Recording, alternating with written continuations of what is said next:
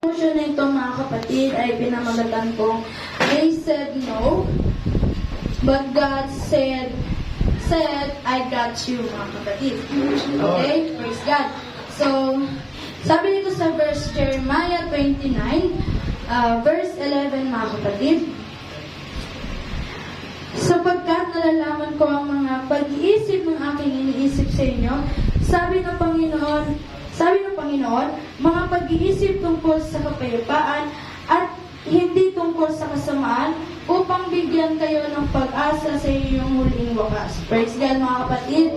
So, ito mga kapatid ay talagang alam na natin to o pinangahawakan na natin tong verse na to mga kapatid. Hallelujah. Isa to sa mga pangako ng ating dakilang Diyos.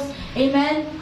So, sa mga moment sa buhay natin mga kapatid, hindi mo talaga maiwasan, praise God, yung masaktan ka. Amen? Kahit na binigay natin yung pinaka-the best natin or effort natin mga kapatid sa lahat ng bagay, nag-pray tayo, and mga kapatid, pero yung masakit pa doon mga kapatid ay umaasa tayo mga kapatid. Amen? Nag-expect tayo na may babalik sa atin, praise God.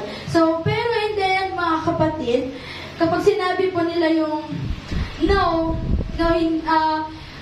tawag ng mga kapatid na hindi ikaw yung napili, ganun. For example po yun sa mga work mga kapatid na ina-applyan natin, hindi talaga, may mga times talaga mga kapatid na hindi tayo napipili. Amen? At hindi rin tayo tinatanggap, praise God.